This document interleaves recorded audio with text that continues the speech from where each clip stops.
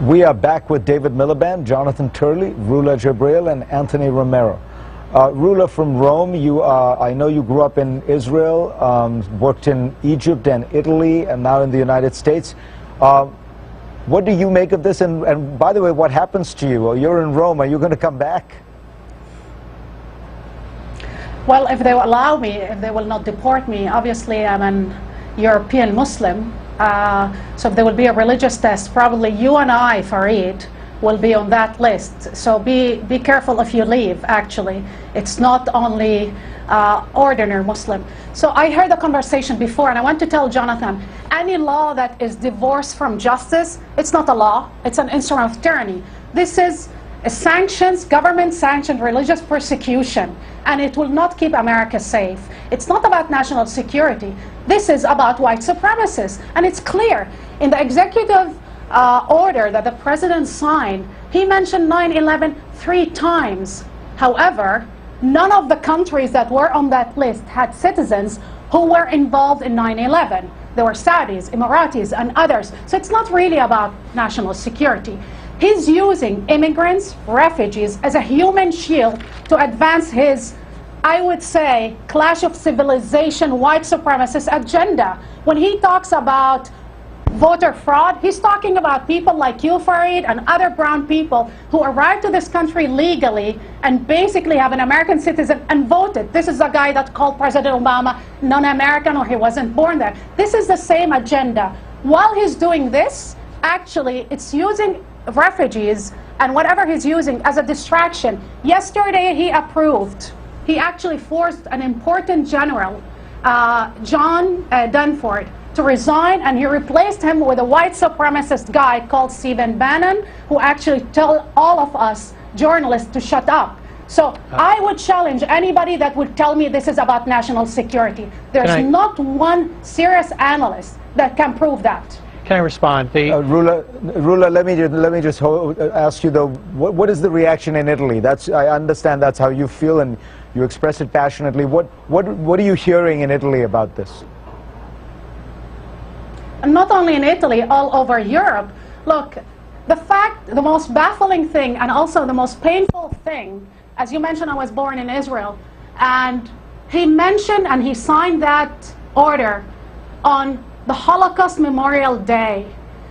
I mean, we have, Americans has a shameful history of rejecting and sending back Jewish refugees and immigrants who came to escape World War II. They were sent back on the same basis that we have a Muslim ban now, and they were killed in during the Holocaust in Dachau and in Auschwitz and elsewhere. We are reenacting more or less the same, I would say, oppressive mindset and inhumane, unconstitutional, I would say, un-American. I covered the Middle East for a long time. I was a reporter everywhere, visited Beirut. I would say I worked also in Egypt, as you said before, Iraq, every war-torn country. And when I heard that one of the guys that was stopped yesterday at JFK was a guy that actually helped American troops, he was an interpreter. What the message we are sending by sending back these people who helped America win the war on terror, who actually stood up and stands up every day, fight ISIS and Al-Qaeda, we are actually handing a victory to all these extremist groups. Because most Muslims, and that's why we have less foreign fighters in America than in Europe, most Muslims in America, all of them, I would say, feel that they are first and foremost American. This executive, I would say, order would have not prevented 9/11, Orlando, San Bernardino, or even Paris attacks. Yeah. Paris attacks and many European attacks happened because European citizens carried them, not refugees, not immigrants. David Miliband, when you were foreign minister, you visited Iraq, and one of the things I'm struck by here is, if our goal is to defeat ISIS, if the Trump administration's goal is to defeat ISIS, the country that is fighting ISIS most fiercely is Iraq and the Iraqi government. And yet Iraq is on this list, so it makes me think it's sort of weird that Iraqi soldiers who are fighting ISIS, who are risking their lives in service of an American foreign policy objective, couldn't even come and visit this country to go to Disneyland. Look, there are many perversities in this executive order. my organization isn't just an international humanitarian aid organization, we also resettle people in the US. A quarter of the people we're due to resettle this year are those on special immigrant visas because they have helped American forces, especially in Iraq, but also in Afghanistan. Today, outside Mosul, there are American forces supporting the Iraqi troops in planning the retaking of Mosul from ISIS. We're there on the ground looking after the civilians. There is tight intertwining between the different parts of this coalition, and that involves civilians as well, and they are going to be asking very fundamental questions of the people they're working with. Am I safe working with you? Will I be able to get refuge afterwards? Because even the man yesterday who Anthony's organization really tried to help, 10 years working for the US, 2 assassination attempts on him and his family. These people are literally risking their lives, and they're being told, but we are not going to be welcome here. That's a terrible message. Okay, Jonathan, you wanted to say something about this issue. I want people to understand. You're saying that the president has legal authority. You're not approving of his actions. Right. I mean, first of all, putting the passions aside, there's plenty of reasons to object to this order on policy humanitarian grounds. It's not necessary to pretend it's something it's not, or to suggest that our host or that the earlier speaker would not be allowed in the country. I see no evidence to suggest that that would be true. I think if you want to oppose this, you need to oppose it for what it is.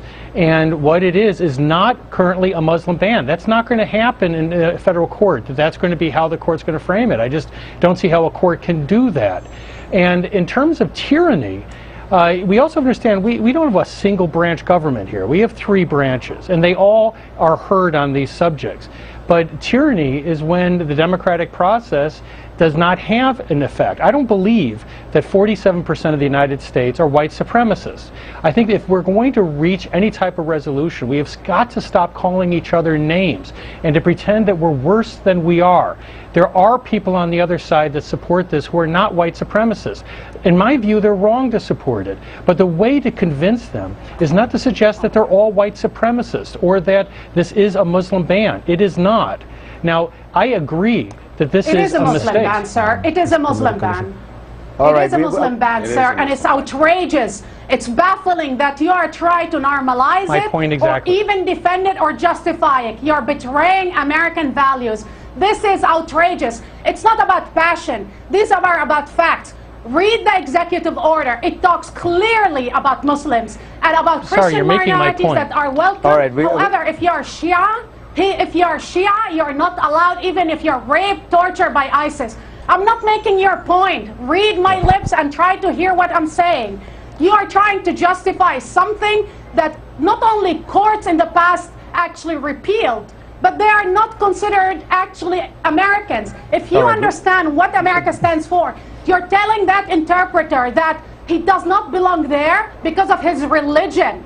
Read the executive order very well and then try to explain to your part of the aisle or your political group that when you have Michael Flynn, General Flynn, who says that Islam is a political ideology, it's a sick ideology, when you have Bannon saying what he's saying, you're really trying to tell me and the audience that this is not about political, religious persecution? Give me a break. All right, I want to get, Anthony, I want to make the point, you think it is a Muslim ban? It will be broached. We'll see. We promised Donald Trump we'll see him in court. And Jonathan, the judge will decide. I think you're wrong, but we'll see at the end of the day. But in any event, David Miliband, you think that the important thing to remember is you got to win this not just legally, but politically. Look, let me make the broader point here, because yes, this is a nation of laws, but it's also a nation of policy. And frankly, we have a policy that is untenable. You can see that at airports, you will see that at embassies. And I think the question for Americans is not just about them, the refugees, it's about us. Who are we as Americans? Who are we as the Western world? And what are we willing to stand for? That's why this issue goes to the core of questions of identity, not just questions of law. It's important to do the right thing in this area, but also the smart thing, given the geopolitics. How would you try to win the political argument? I think you win the political argument by saying it's not just right to help refugees, it's also practical. There is a vetting system that does work. Refugee resettlement in America is a success story. Immigration into America is a success story. And finally, it's smart to be a country that welcomes people of different faiths, because that's the way we win the big arguments over the next decades about what kind of world we want to live in. Do you think, Anthony, a final word from you, that these kind of issues, these broader political issues, ideological issues, do they play in the when the Supreme Court hears this? Sure. Do you think they'll think about this question of is this a betrayal of American ideals rather than the liberalism of the law? There were over 500 people who amassed at the courthouse last night in less than half an hour. Our judges live in our communities. They drink coffee at Starbucks. They talk to their neighbors. They are very much influenced by the people power and the context around them. And ultimately, the massive outpouring of support for immigrants and refugees at airports, at the courthouse, all across this country, unorganized, spontaneously, I think sets the groundwork for other action. All right. We're going to have to leave it there. Absolutely fascinating conversation, and it will be absolutely fascinating next few weeks and months.